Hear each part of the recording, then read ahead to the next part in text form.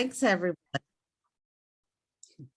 Thanks, everybody, for inviting me down again. I wish we could have been there in person. But yeah, I just understand these things happen. So I'm going to talk tonight about my other passion, obsession, addiction. I'm not quite sure what I want to call it. It's the Ned Smith Center's Northern Saw-Whet Owl Research Project. And I hope I can share with you some new things about those little critters out in the woods. There it goes. For those of you who don't know who Ned Smith was, he was a wildlife artist and a writer. Very prolific at his paintings through the 70s and 80s, and was an excellent writer of nature. He published columns in the Pennsylvania Game News, which were then later put into a book form called Gone for the Day. He passed away in 1985, and his widow was looking for a place to house the original works of art and all of the archives. And in 1993, a group of us got together and started up the Ned Smith Center for Nature and Art. A building was built in 2004. It's housed up in Millersburg, which is about a half hour north of Harrisburg. If you ever get a chance to go up there, it sits up against Berry Mountain in the Ridge and Valley systems of Pennsylvania. So back, what happened? I don't know. We can still see your Okay. second page. There it goes. Okay, there you go. So in the beginning of the Ned Smith Center's existence, we were looking for a research project that we could engage the population of Harrisburg and the area in, and to get people to be thinking about conservation and wildlife issues. And there was, you know, with Ned's fabulous paintings and his writings, we just kept trying to come up with ways to interact with people. Well, there's nothing any cuter than a little saw-whet owl. And there were those who were already starting to look into their migration and their abundance. And we decided to use the owl and owl bandings to educate people. So we started in 1997 in a little rickety cabin on top of Mahatango Mountain, just north of Millersburg, to start researching this bird. It was the mascot for the Wild Resource Conservation Fund. I still have my license plate on one of my cars, and people could donate to it. We were able to do a grant through them to get our equipment so we could start our project and to go forward with it. So, Northern Saw-Whet Owl, about the size of a Coke can. That's about how big the bird is. It's the smallest bird here in the eastern United States. Weighs about 4 ounces, just about a quarter pounder without the bread. It's a grayish brown, sometimes it has reddish streaks through it. Big, beautiful yellow eyes, no ear tufts like a screech owl or a great horned owl. It's rounded on the top. So we started to ask the question, have you ever seen one? And we found that most birders have never seen one. We knew that they were in forested areas with undergrowth, mostly in pines and hemlocks. But most birders hadn't seen it.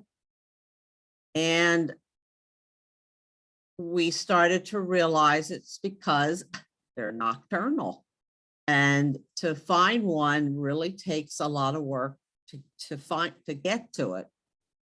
You could probably go for a walk in the woods and pass by one that might be sitting about 4 feet off the ground in the undergrowth of the rhododendron, and you would not know it was there. We found out that there was a loose network of owl banders already in existence, and we were able to coordinate with them to have them teach us the best ways to do this project, of how to catch these birds, and how to share information. Of course, at that time, the internet was really getting moving, and we were able to do our own OwlNet group so we could discuss problems back and forth. We started out with the one station and we settled into 3 stations. I have the Dauphin County station.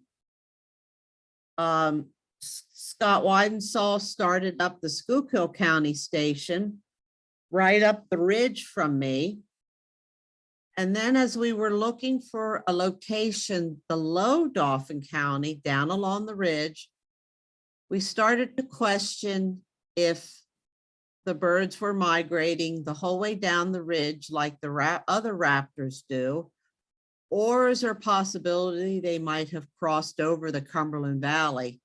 So we were able to get a site in Cumberland County on the southern side of the valley. The star is about where you guys are. So we are running the ridge to see what they're doing on that ridge.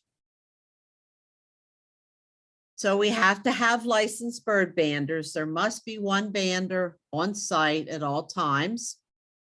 So Scott started to train us, and he's ultimately the one responsible for all 3 banding stations. That's one of the things we stress to our volunteers, that it's ultimately Scott's permit that needs to be treasured, and to be sure that we're doing things the way we should do them. So we have 3 site coordinators. Scott is the project manager. The 3 of us are the ones who take care of all the scheduling, all the equipment, training other banders, and then training volunteers. So we use mist nets. We put them up in the woods with vegetation on either side. 4 nets. They are 12 meters long, and we have them in a straight line. And these nets have horizontal tremel lines that create a pocket so that when the bird flies through the woods and hits the soft net, they will be cradled down in the pocket for us to extract from the net. We check the nets every half hour, sometimes more if we're getting a lot of owls, but at least every half hour, because we don't want them to be in there for too long. We use an MP3 player. We started out with cassette tapes. That's how long ago we started this. Cassette tapes, a CD, and then MP3 player with a power supply and amplifier. Because we're operating October and November, it does get very cold at midnight and later. So we found that by putting all of the equipment into a cooler, the battery that is in there helps to keep things warm and get us through a night's worth of banding. We have the speakers that are hooked up to broadcast the call very loudly. And for those of you who have never heard a saw whet,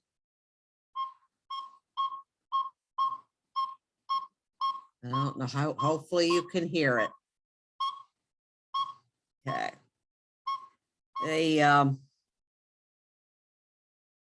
Usually when we come down to check the nets, we have our fingers in our ears until we turn off the audio low.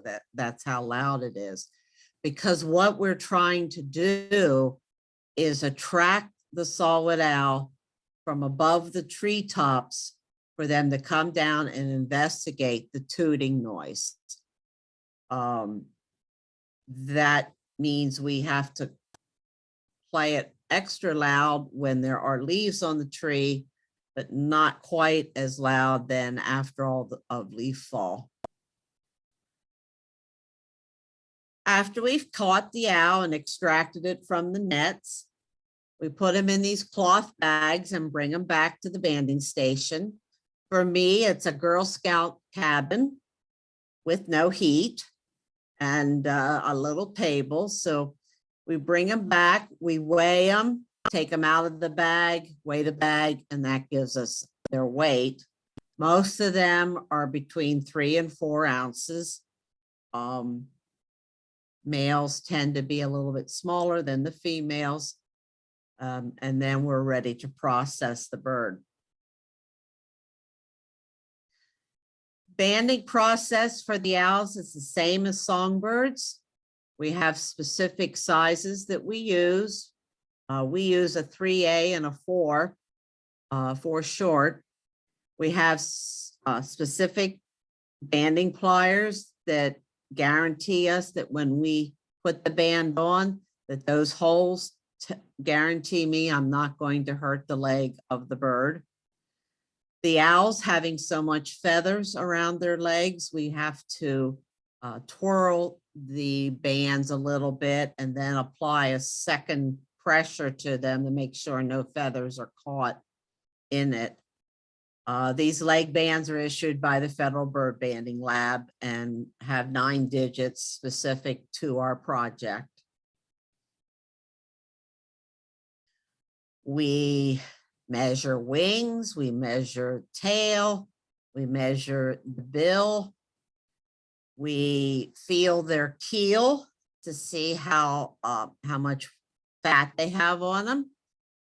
One of the things that Project OwlNet helped us with, our first year, we were trying to describe the color of the eyes. And when you write down on your data sheet, lemon yellow or sunshine yellow, that's a little hard to put into a spreadsheet. Well, they picked 4 Benjamin Moore paint chips that have numbers on them. And we use those same 4 numbers across the United States to look at the color of their eyes.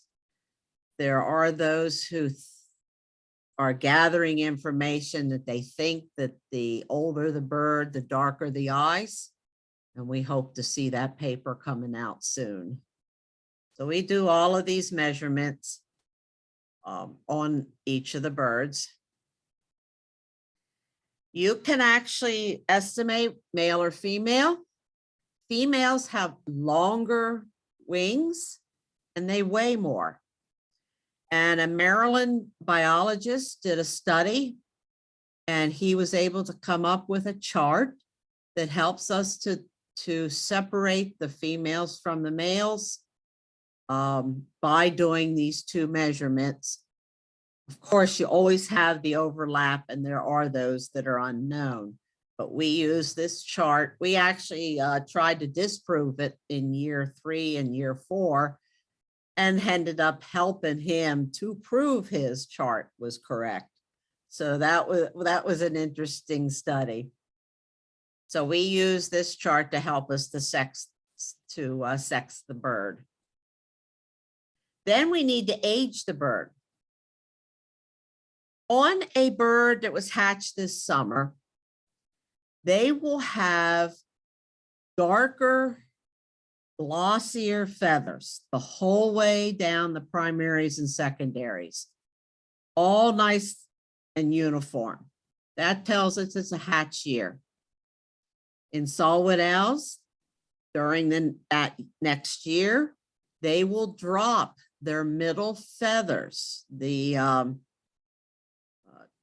around 5 through 1, and then the secondary is 1 through 5. That tells us it's a second year bird.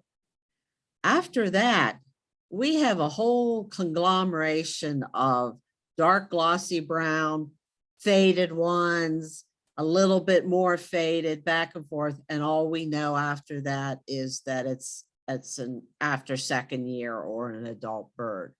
So at least we're able to tell who the hatch years are and the second years in our studies.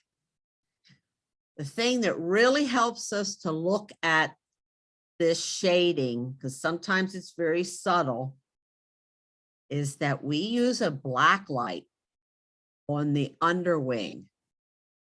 And for saw-whet owls, when the pigment, the dark pigment is growing in on a feather, porphyrins, which is a iron-based pigment, will glow pink. So when we look at the wing, if we have the real vivid pink glowing back at us, that confirms to us that it's a new feather. Then a second year will be a really faded pink, and then the older feathers have no pink at all. The sunlight has broken down that pigment, and it's not going to glow anymore. We all ask the question of who was out in the woods with a black light, but we've never gotten the answer as to who came up with this, but it certainly helps us to determine what the age of the owl is. After we're done, we take them out onto a branch and let them decide when they want to fly away. Now, we have changed two things since we started the project. We used to sit the owl on people's shoulders or on their arms and things. And we would take lots of photographs of it sitting in the tree. We've developed the program to a point now that we take the owl out and stand in the dark and let the owl get used to being in the dark.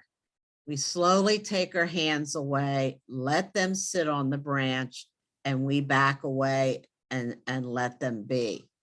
That gives this tiny little owl the opportunity to decide if it wants to take off. It knows if there's a gray horned owl nearby. It knows if there's another predator. And we have had nights where we've gone out to release an owl and we have to go find another tree because the owl is still sitting there. But we feel that it's just a better way to let them decide when they want to go. We've caught some other things. We've catch screech owls, both the red morph and the gray morph. We try to be careful at the banding sites. If we hear other owls calling, we might actually close down for a night or two because the audio lure is attracting the predators. The Hidden Valley site had the opportunity to catch a long-eared owl one evening, which was pretty exciting. I wish I had been there. I have had my share of screech owls. And we have to be careful of them because they will eat the saw-whets. We've caught bats. We've caught flying squirrels, katydids. We even had a timber rattlesnake one night in the net. Thank heavens Scott was on duty that night. He loves snakes. So we have this little rule that you do not cut nets because they cost quite a bit of money. But Scott had the authority. He cut the hole to get it out and off into the woods it went. I'm glad I wasn't on duty that night. And of course, there's always those nights when all we're doing is picking leaves out of the nets. Last night, we had a wind kick up and our crew was picking leaves. we hate those nights. We absolutely hate those nights. So, since the Game Commission had said back in the 90s that saw-whet owls do not migrate through Pennsylvania, they go down the coast or down the Ohio Valley. Well, guess what? They do migrate through central Pennsylvania.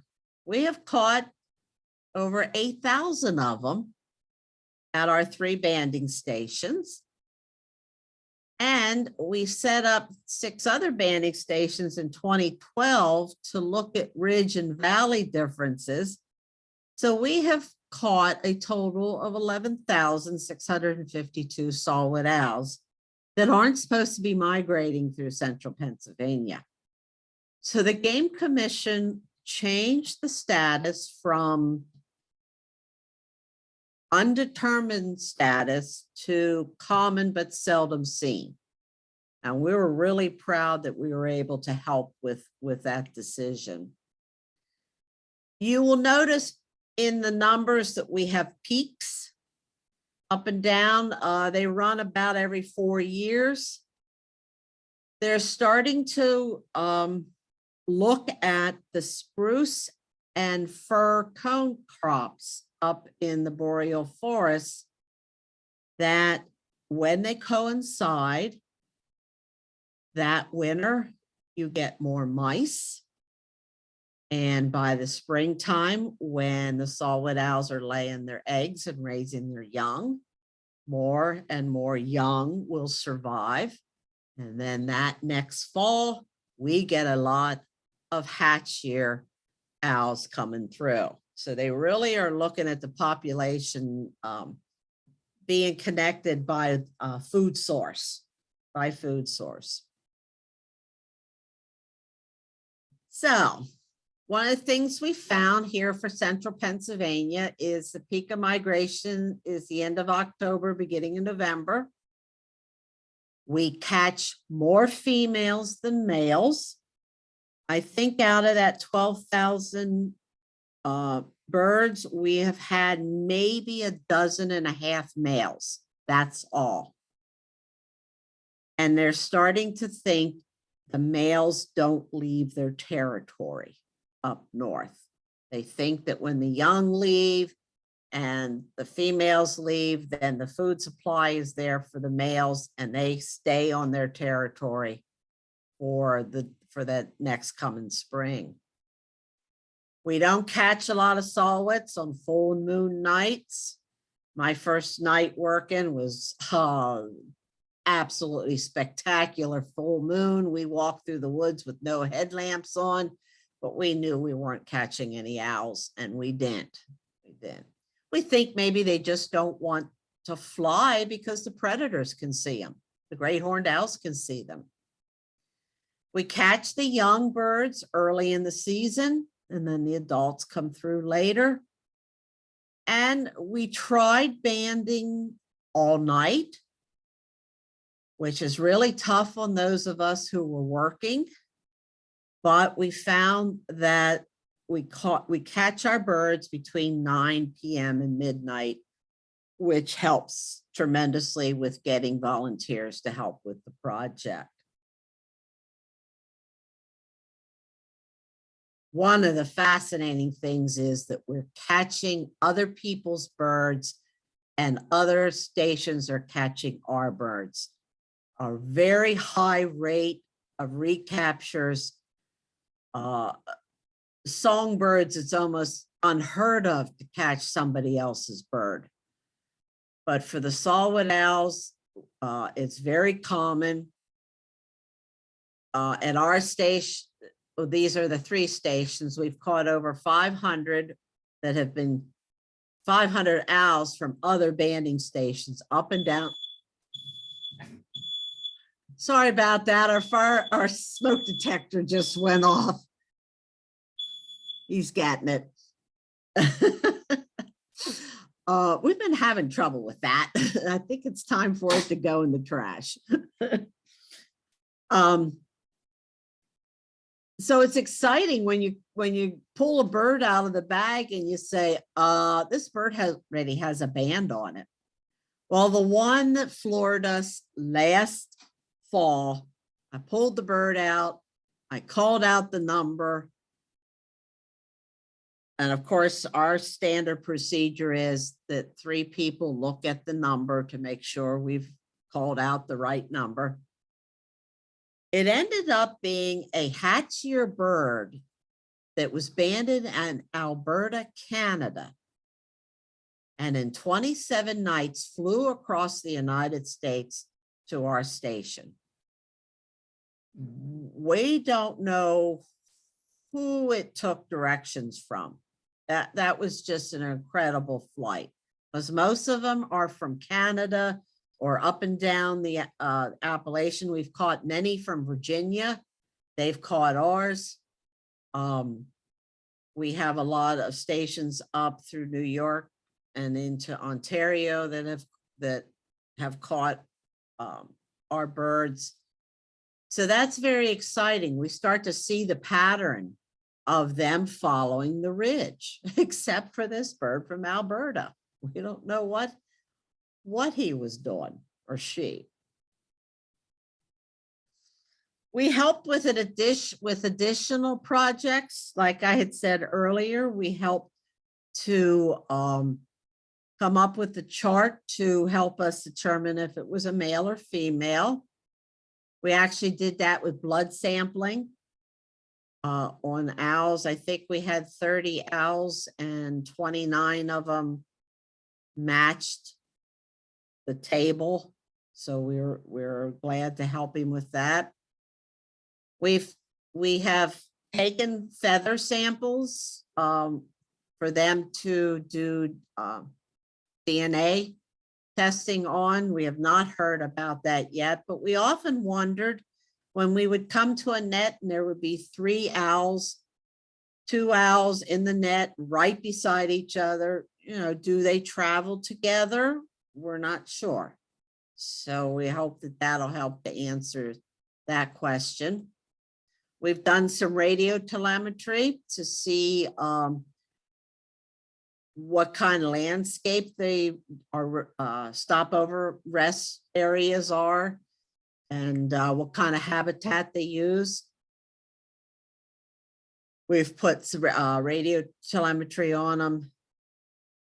And one day, the girl who was out doing it could not find the owl, and she sat down to eat her lunch. And as she was sitting on the ground, she looked to her right, and it was in a rhododendron about 2 feet away from her, just sitting there looking at her. So that told us a lot about you don't have to be looking far for them. We also have put geolocators on to track where they're going with the light intensity. One of the ways now that the Wild Resource Conservation Fund, after their initial donation, we actually do owl adoptions. We take a picture of every owl that we catch, and people can adopt them. And when they are caught by another station, I send them a letter that tells them where their owl went and where it was caught and when. So that helps our project, because there's nothing worse than coming to your nets and seeing that a deer ran through your $200 nets, and you just shake your head at that. So it helps us with the project. We do education on site and at places like what I'm doing here. Our first Ned Smith Center Night with Owls was held outside in the frigid 30-degree weather. Now they do the program inside, and then they come outside when I yell, I got an owl, and they all come running out to see it. So it's a lot better. And we have trained other people to become banders who have gone other places or help with our project. And yes, I have brown hair in these pictures. I had to laugh at that the other day. It's how long I've been on the project. So we have 7, 14, 3 site coordinators and 16 banders operating, and they've all been trained right there. I can't say enough about our volunteers. They come from all walks of life. We've got plumbers and lawyers. Yes, we have people from the Nature Conservancy and other science-based occupations, but it's just those people who want to help out the project. They do data recording for us, photographing the owls. They learn to extract from the nets. They understand it's one night a week from sunset until at least midnight. And many of the young people have gone on to do other banding, and we're really proud of those for doing that. So yeah, we've got quite a crew of people from all over the area. So we started out the project wanting to find out if they're in central Pennsylvania. We found out they do come through this area during migration. So now we're heading into the next phase where we're going to keep monitoring their population. We want to see if this 4-year cycle keeps up. If the numbers go down, maybe the 4-year cycle will still be there, but is the quantity of owls going down?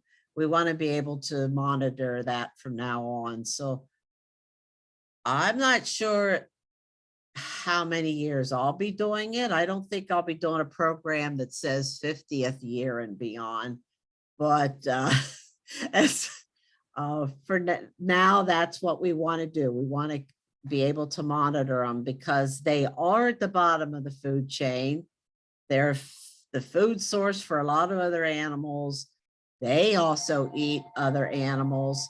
So we want to be able to keep our eye on them and then also use them for education. And that's my program. So how do I go back, Donna? Oh, she's muted.